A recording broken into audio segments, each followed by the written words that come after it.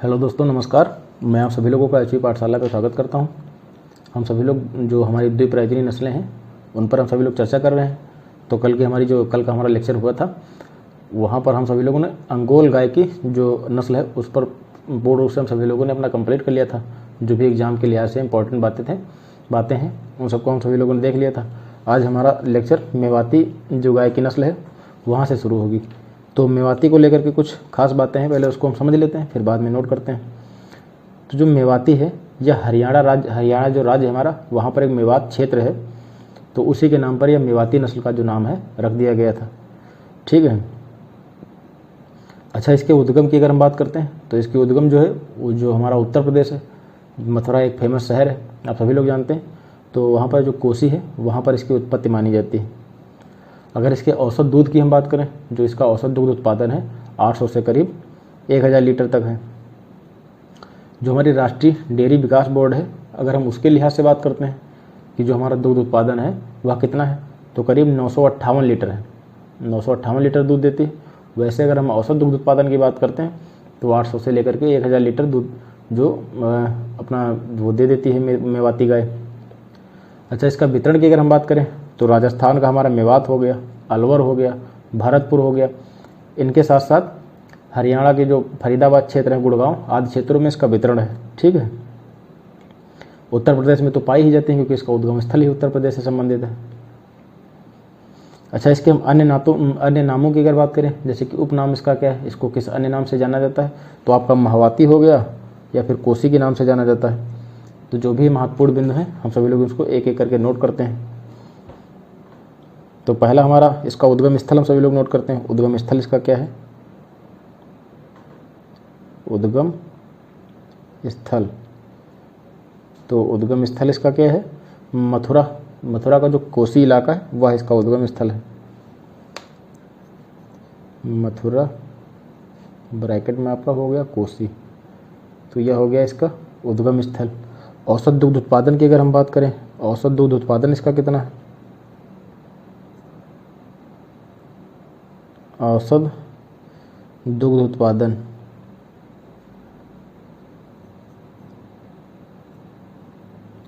तो औसत दुग्ध उत्पादन जो मेवाती गाय की नस्ल है इसका 800 से लेकर के 1000 लीटर तक हो गया।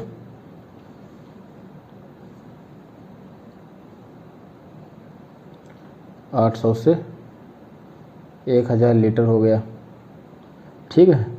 अच्छा, राष्ट्रीय डेयरी विकास बोर्ड की अगर हम मानक, जो उसका अपना मानक है, थोड़ा प्रमाणिक मानक है, उसकी अगर हम बात करें तो 958 लीटर हो गया। तो यह एक तथ्य अलग हम सभी लोग नोट कर लेते हैं, थोड़ा हाईलाइट करते हुए। राष्ट्रीय डेयरी विकास बोर्ड, राष्ट्रीय डेयरी विकास बोर्ड, इसके अगर अनुसार हम बात करें तो आपका 958 लीटर दूध होगा करीब।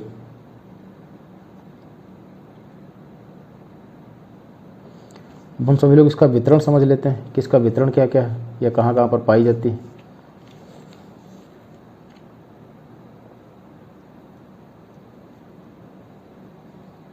अगर हम इसके वितरण की बात करें तो राजस्थान को जो मेवात क्षेत्र है, अलवर हो गया, भरतपुर के साथ साथ आपका हरियाणा का फरीदाबाद क्षेत्र है, गुड़गांव क्षेत्र है, इन सब इलाकों में इसका वितरण पाया जाता है। तो राजस्थान के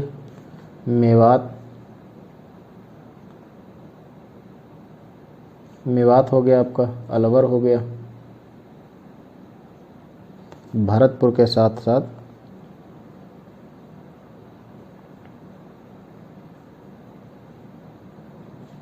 हरियाणा के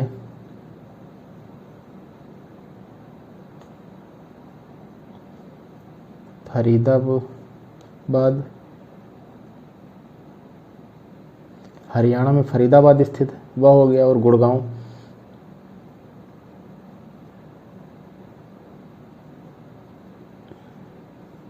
तथा गुड़गांव हो गया। और यह उत्तर प्रदेश में तो पाई जाती है। इसके साथ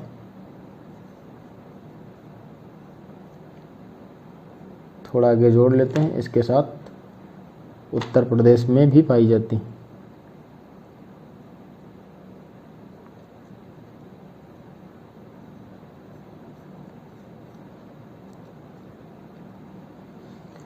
ये हो गया आपका इसका वितरण। इसके थोड़ा उपनाम की बात करते हैं तो आपका मेहवाती हो गया, महावाती हो गया या फिर कोसी हो गया के नाम से इसको जाना जाता है। तो उपनामों की अगर हम बात करें, उपनाम, तो उपनाम इसका क्या हो गया, महावाती हो गया,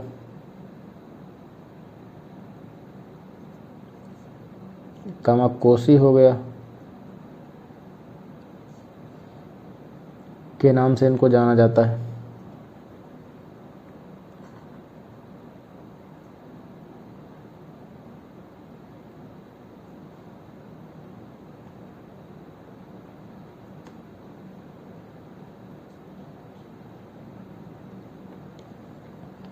रंग की बात करें तो रंग इसका सफ़ेद होता है। रंग कैसा होता है, तो रंग इसका सफ़ेद होता है।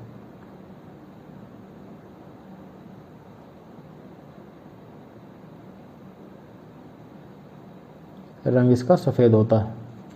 कुछ शारीरिक विशेषताओं की बात करें तो इसकी खाल ढीली होती है, लटकती हुई, मतलब खाल तो इसकी ढीली होती है किंतु उसमें लटक नहीं पाई जाती। एक हम शारीरिक महत्वपूर्ण कुछ विशेषता है शारीरिक, उसको देख लेते हैं। इसकी विशेषता क्या है, विशेषता में मेरे ख्याल से एक महत्वपूर्ण बिंदु, इसको देख लीजिए आप। जो मेवाती आपकी गाय की जो नस्ल है उसकी जो खाल तो होती है वह ढीली होती है किंतु उसमें क्या होता है, लटक नहीं पाया जाता। वह लटकती मतलब झूलती हुई नहीं, जैसे वह लगे कि काफ़ी पुरानी नस्ल है या काफ़ी बूढ़ी हो चुकी है, अपने अंतिम काल में है। तो वही कहने का तात्पर्य है कि शरीर की खाल ढीली होती है।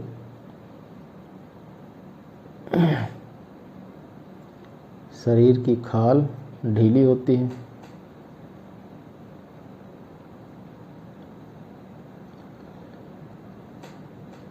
किंतु लटकती नहीं है।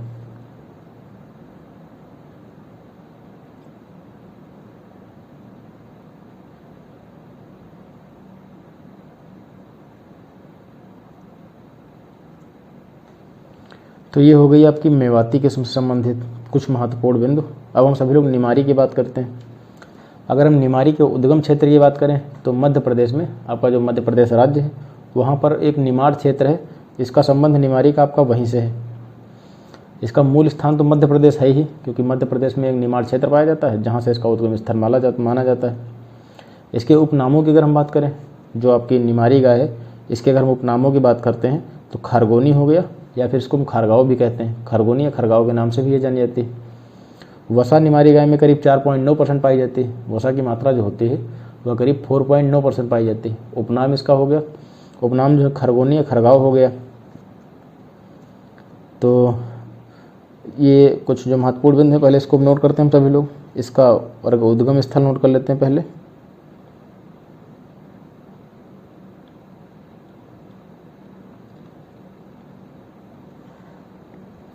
उद्गम स्थल अगर की बात करें तो मध्य प्रदेश का निमाड़ क्षेत्र,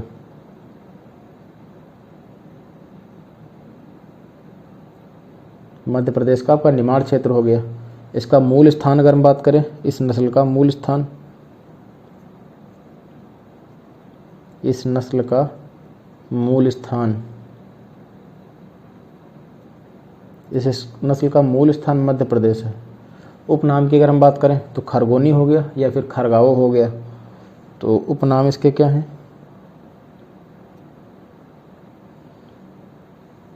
खरगोनी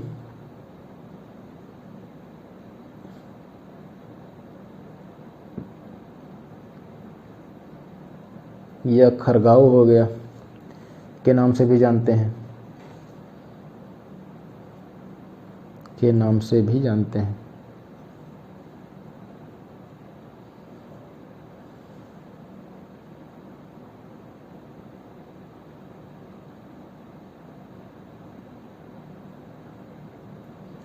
तो इसे हम सभी लोग खरगोनी या फिर खरगाव के नाम से भी जानते हैं। वसा की अगर हम बात करें तो 4.9% वसा पाया जाता है इसमें। वसा कितना पाया जाता है, वसा, तो वसा हो गया करीब 4.9%। ये हो गई इसकी वसा। अच्छा, एक ब्यात में जो औसतन दुग्ध उत्पादन की अगर हम बात करते हैं, जो प्रति ब्यात के हिसाब से हो, इसको भी नोट करते हैं। एक ब्यात में औसतन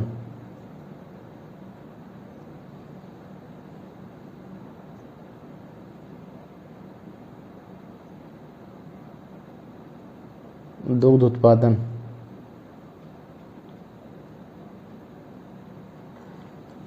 प्रति ब्यात के हिसाब से अगर हम जो निमारी आपकी जो निमारी गाय है इसकी अगर हम दुग्ध उत्पादन की बात करते हैं तो करीब इसकी मात्रा 600 से लेकर के 954 किलोग्राम है। ठीक है मित्रों, अगर अब हम बात करें इसका औसत दुग्ध उत्पादन कितना है तो 600 से लेकर के 954 केजी माना जाता है प्रति ब्यात के हिसाब से। एक ब्यात में जो अपने संपूर्ण जीवन काल में जितने ब्यातों को जन्म देती है तो प्रति ब्यात के हिसाब से इसका दुग्ध उत्पादन कितना हो गया 600 से लेकर के 954 किलोग्राम। अच्छा, यह किसकी मिश्रित नस्ल है तो गिर हो गया आपका, जो गिर नामक गाय की जो नस्ल है और खिलारी गाय की जो एक नस्ल है, तो इन दोनों का यह मिश्रण एक प्रकार से कह सकते हैं कि इन दोनों के मिश्रित नस्ल है। किसकी किसकी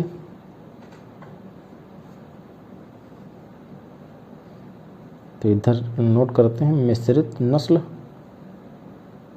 किसकी किसकी मिश्रित नस्ल है यह तो गिर गाय हो गया आपका, गिर तथा खिलारी, जो खिलारी नामक गाय की जो नस्ल है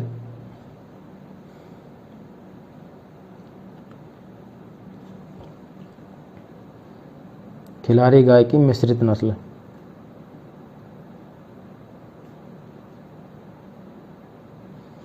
ये हो गया इस कुछ एक महत्वपूर्ण बिंदु, इसको आप सभी लोग याद रखिए क्योंकि एक बार एग्जाम में पूछा हुआ भी है। अच्छा, आप सभी लोग कुछ महत्वपूर्ण विशेषताएं भी देख लेते हैं कि कौन कौन सी इसकी शारीरिक विशेषताएं, कुछ जो बनने वाले प्रश्न हैं उसको भी देखते हैं।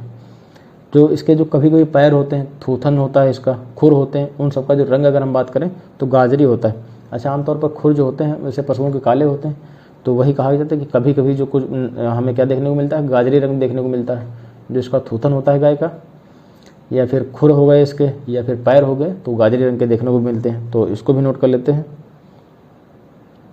कभी कभी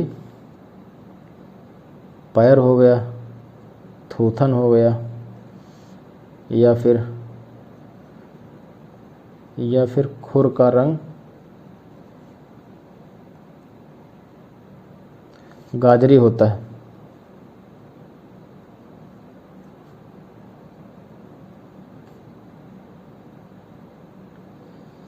ये हो गया आपको कुछ गाजरी रंग की बात हो गई इसकी। अच्छा, इसकी जो कुछ विशेषताएं देख लेते हैं।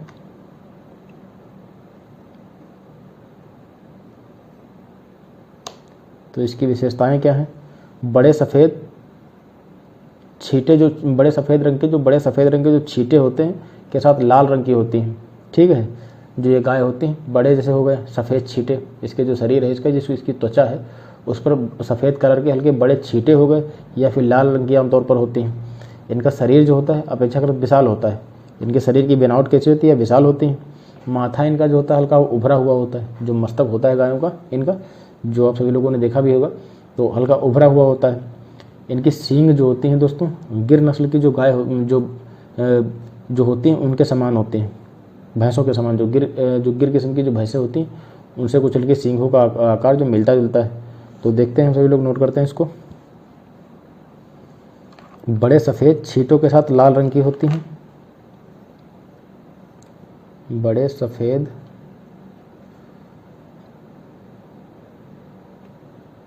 छींटों के साथ लाल रंग की होती हैं।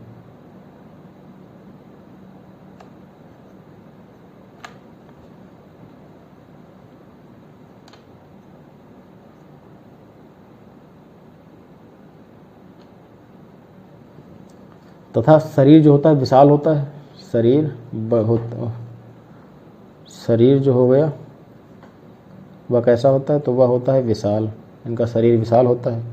माथा की अगर हम बात करें तो उभारदार होता है। माथा कैसा होता है, उभारदार होता है। तो ये हो गई कुछ अन्य विशेषताएं। अब हम सभी लोग देवनी पर चर्चा करते हैं। जो देवनी नामक गाय की किस्म है उसको हम सभी लोग देखते हैं, उसकी कुछ महत्वपूर्ण बिंदुओं पर बात करते हैं।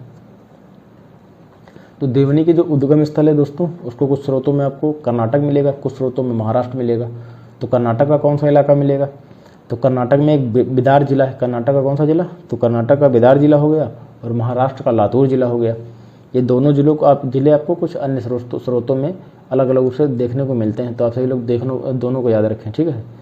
अब अच्छा, इसके अन्य नामों की बात करें तो कौन सी देवनी जो गाय है आपकी, सूरती हो गई, वनेरा हो गया, डोंगरपति हो गया। डोंगरपत, सूरती, वनेरा, ये इसके कुछ अन्य उपनाम हैं। उद्गम स्थल तो आपने समझ ही लिया होगा। जो इसकी पूंछ होती है वह ज़मीन से हल्का ऊपर रहती है। जो देवनी नामक गाय है, इसकी जो पूंछ होती है वह हल्की ज़मीन से ऊपर रहेगी। तो नोट करते हैं, आंखें जो होती हैं अपेक्षाकृत चमकीली होते हैं। तो पहले समझते लिखने के साथ साथ इसको भी समझते हैं। तो इसका उद्गम स्थल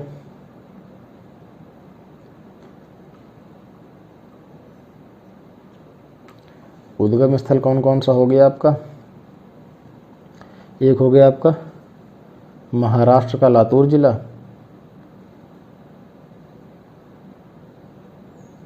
महाराष्ट्र का लातूर जिला, महाराष्ट्र का लातूर जिला। दूसरा हो गया कर्नाटक के बिदार जिला,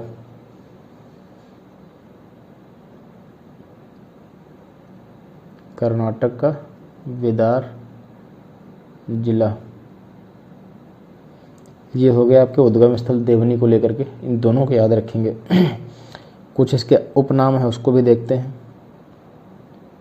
स्थानीय इलाकों में इनको कुछ अन्य नामों से भी जाना जाता है। तो ये कौन कौन से हो गए आपके? सूरती हो गई, सूरती, वनेरा, डोंगरपति,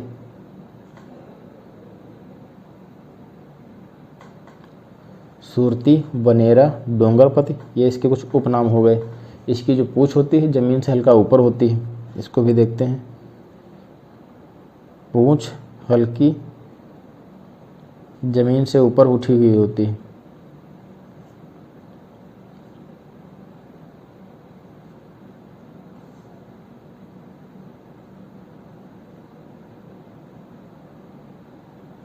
यह हो गई उसके पूंछ के बारे में।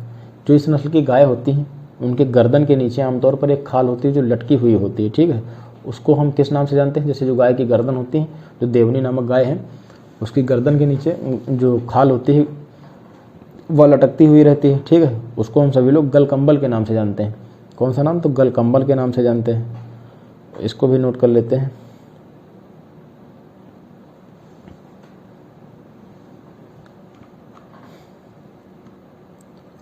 इस नस्ल की गाय के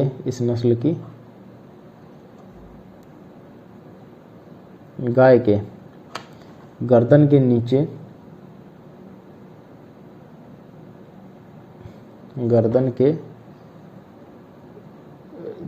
इस नस्ल की गाय के गर्दन के नीचे एक खाल लटकती हुई पाई जाती है। नीचे एक खाल लटकी हुई होती है।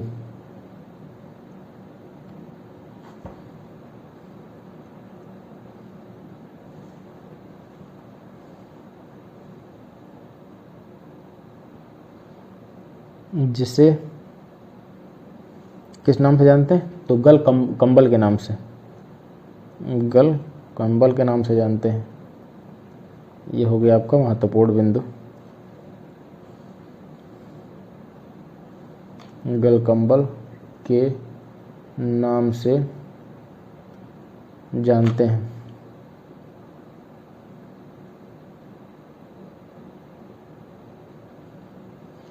ये हो गया आपका एक इम्पॉर्टेंट फैक्ट। प्रति ब्यात के हिसाब से अगर हम दुग्ध की बात करें तो 1135 लीटर दूध हो गया आपका। जो ये गायें हैं ये अपेक्षाकृत ठंडे एवं गर्म दोनों स्थानों पर क्या होती हैं? रहने के लिए अपने आप को अनुकूलित कर लेती हैं, या मतलब रह सकती हैं। ठंडे और गर्म स्थानों पर क्या होता है? ये रह सकती हैं आराम से, कोई विशेष प्रॉब्लम नहीं होगी इनको। तो प्रति ब्यात के हिसाब से प्रति ब्यात दुग्ध कितना देते हैं? तो 1135 लीटर ये हो गया इनका दूध। ठीक है, ये गायें ठंडे और गर्म क्षेत्रों पर आसानी से रह सकती हैं।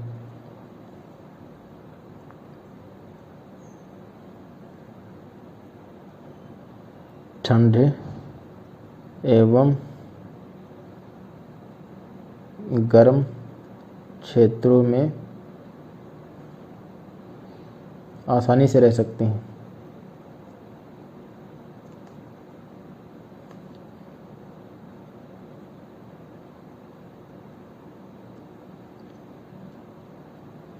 ये हो गई ठंडे एवं गर्म क्षेत्रों से आसानी से रह सकती हैं। और इनकी वसा की अगर हम बात करें, जो आपकी देवनी गाय है, वसा कितने प्रतिशत इसमें पाई जाती? तो वसा करीब 4.3% पाई जाती है। अच्छा, आप लोग कुछ जो महत्वपूर्ण गाय हैं उनकी फैट प्रतिशत आप याद रखें, क्योंकि अक्सर सवाल इससे बनते भी हैं। तो आप लोग प्रत्येक का तो नहीं, पर जो कुछ महत्वपूर्ण बिंदु हैं सभी लोग, मतलब जो महत्वपूर्ण गायों की जो किस्में हैं, ऑथेंटिक जो प्रमाणिक हैं, उन सबके आप लोग याद रखेंगे ताकि कोई प्रॉब्लम ना हो और आसानी से आप सभी लोग जो प्रश्न बनने वाले हों उसके बारे में बता सकें। तो जो देवनी गाय है उसके अगर वसा के प्रतिशत की बात करते हैं तो 4.3% हो गया। अब हमारी अगली गाय की किस्म है डांगी। डांगी में हम सभी लोग बात करते हैं। तो डांगी अगर हम उस उद्गम स्थल की अगर हम बात करें, जो डांगी कहाँ इसकी उत्पत्ति हुई थी, तो महाराष्ट्र का जो नासिक इलाका है, अहमदनगर जिला या फिर डांग क्षेत्र, इन क्षेत्रों में डांग जो अहमदनगर के जो डांग के पहाड़ी इलाके हैं वहाँ से इसकी उत्पत्ति हुई है। तो जो डांगी है वह महाराष्ट्र का आपका क्या हो गया, जो महाराष्ट्र का नासिक हो गया। अहमदनगर के जो डांगी इलाके, पहाड़ी इलाके हैं, वहाँ से इसकी उत्पत्ति हुई। तो स्थानीय इलाकों के आधार पर इसका नामकरण भी कर दिया गया। अन्य नाम अगर डांगी की बात करें तो इसका जो अन्य नाम है वह कंदादी कहा जाता है, इसको कंदादी भी कहा जाता है। अच्छा, किन किन इलाकों में पाई जाती है? तो अगर इसके हम वितरण की बात करते हैं तो यह महाराष्ट्र में तो पाई जाएगी, क्योंकि यह वहाँ उद्गम स्थल इसका ही है। तो महाराष्ट्र के साथ साथ गुजरात के कुछ इलाकों में पाई जाती है, जो ज़िले होते हैं गुजरात के भी कुछ महत्वपूर्ण ज़िले हैं वहाँ पाई जाती है। तो नोट कर लेते हैं, वसा का प्रतिशत इसमें भी 4.3% पाया जाएगा। अच्छा, जो हष्टपुष्ट गाय हैं अगर उसकी हम बात करते हैं तो करीब आपकी 800 लीटर, जो कि राष्ट्रीय डेयरी विकास बोर्ड के द्वारा भी बताया गया है, दूध देगी। अच्छा, ऐसा जो थोड़ा हल्का फुल्का कमज़ोर या फिर आप ऐसे कह सकते हैं कम खिलाई पिलाई हुई गाय, वह औसत रूप से 430 लीटर दूध दे देती है। भारवाही अच्छी नस्ल है, वर्षा वाले इलाकों में भी पाई जाती हैं, अनुकूल कर लेते हैं। तो ये हो गई कुछ महत्वपूर्ण बातें, इनको हम एक एक करके नोट भी कर लेते हैं। तो सबसे पहले इसका क्या करेंगे, सबसे पहले इसका उद्गम स्थल नोट करते हैं। डांगी का कहाँ है उद्गम स्थल? उद्गम स्थल की अगर हम बात करें तो महाराष्ट्र के नासिक व अहमदनगर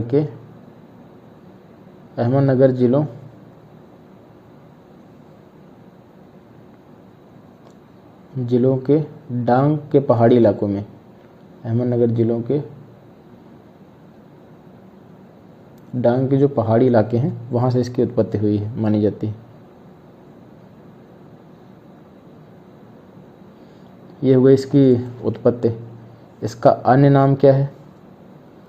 अन्य नाम या फिर उपनाम भी कह सकते हैं आप सभी लोग, या किस अन्य नाम से जानी जाती है? तो इसको कंदादी के नाम से जानते हैं, कंदादी के नाम से जानते हैं। मैंने आप सभी लोगों को समझा भी दिया है पहले। अगली बात करें तो दूध उत्पादन की बात करते हैं। दुग्ध उत्पादन,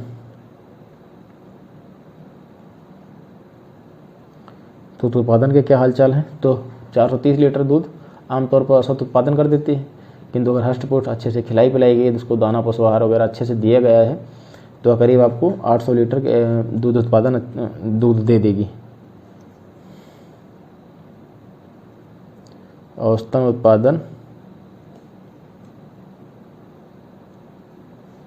देसी नस्ल के द्वारा, जो गाय की देसी नस्ल है, कितना हो गया? तो आपका 430 लीटर हो गया। वहीं अगर हम बात करें अच्छी तरह से खिलाई पिलाई हुई,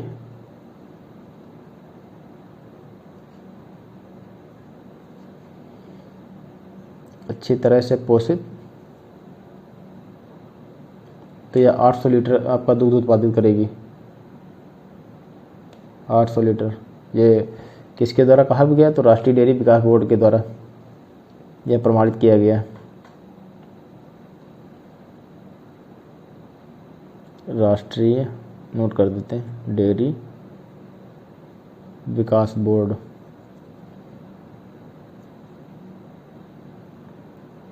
ये मैंने नोट भी कर दिया इसको। हालांकि ये अलग बिंदु है, वो अलग बिंदु है, तो आप लोग दोनों याद रखिए। अच्छी तरह से पोषित 800 लीटर आपका दूध उत्पादन करेगी। वसा की बात करें तो 4.3% अधिकतम, अगर मतलब 4.3% आपका अधिकतम हो गया। अगर हम न्यूनतम वसा की बात करें तो 3.8% के हिसाब से न्यूनतम वसा हो गया। तो इसका वसा प्रतिशत, फैट प्रतिशत कितना है, परसेंटेज कितना है? वसा की अगर हम बात करें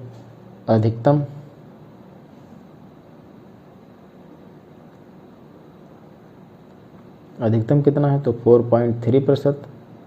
न्यूनतम अगर हम बात करें, न्यूनतम कितना है?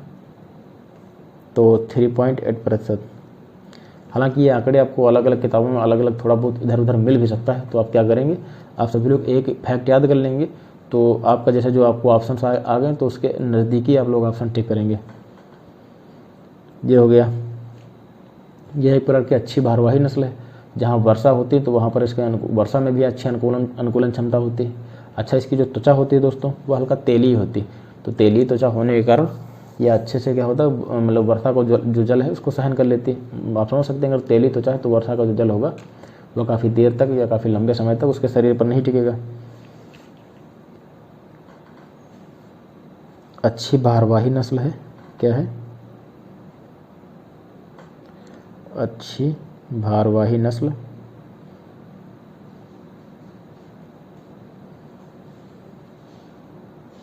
नस्ल के साथ साथ भारी वर्षा वाले क्षेत्रों में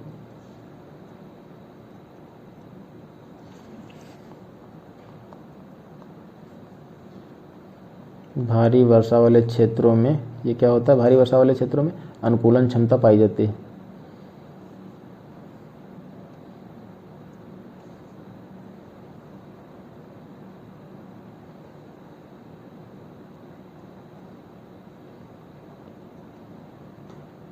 अनुकूलन के लिए भारी वर्षा वाले क्षेत्रों में अनुकूलन के लिए तेली त्वचा होती है। तेली त्वचा होती है।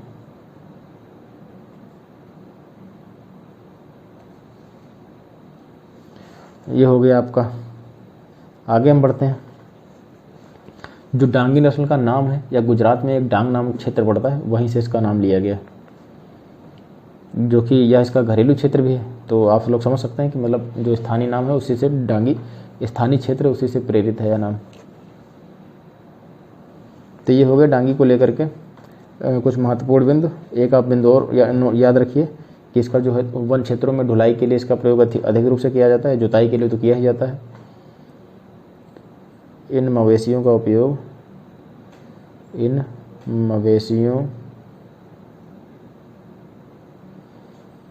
मवेशियों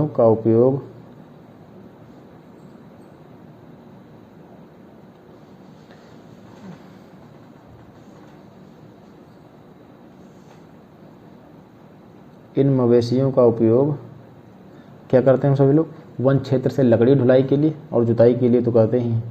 इन मवेशियों का उपयोग जुताई के साथ साथ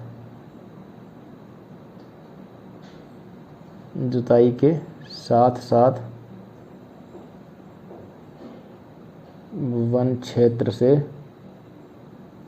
लकड़ी ढुलाई के लिए किया जाता है।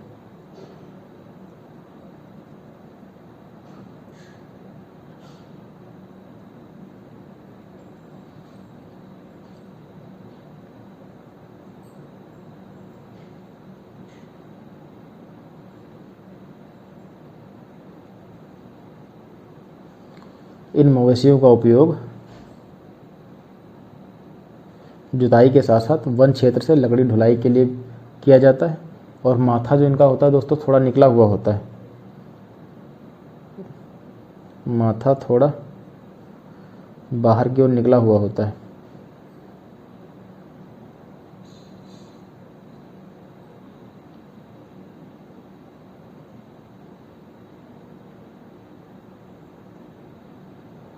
तो इनका माथा होता है थोड़ा बाहर की ओर निकला हुआ होता है। इस नस्ल का घरेलू क्षेत्र आप समझ ही गए, गुजरात में जो डांग क्षेत्र है उसके नाम पर रखा हुआ है, तो घरेलू क्षेत्र वही हो जाएगा आपका।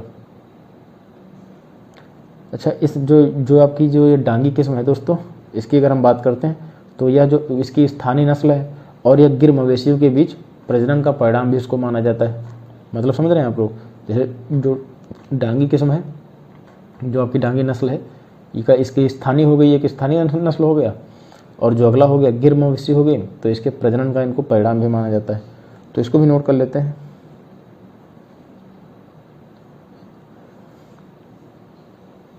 इस नस्ल को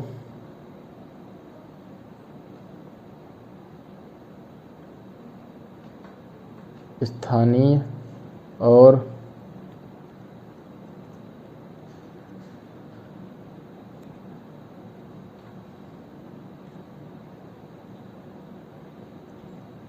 गिर मवेशियों के बीच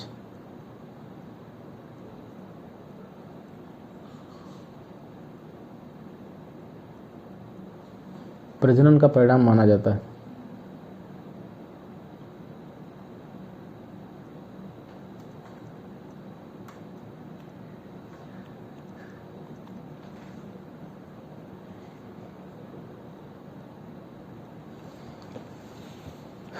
तो दोस्तों आज का लेक्चर हमारा यहीं तक था। अगर हमारा वीडियो आपको पसंद आया तो लाइक ज़रूर कीजिए, अपने दोस्तों के साथ शेयर कीजिए, सब्सक्राइब भी कीजिए और अपने मित्रों को भी बताइए कि हमारे एचवी पाठशाला चैनल पर आप सभी के लिए बेहतरीन क्लासेस उपलब्ध कराई जा रही हैं, जो कि आपके एग्ज़ाम के लिहाज से इंपॉर्टेंट मटेरियल है, वो कंटेंट उपलब्ध कराया जा रहा है।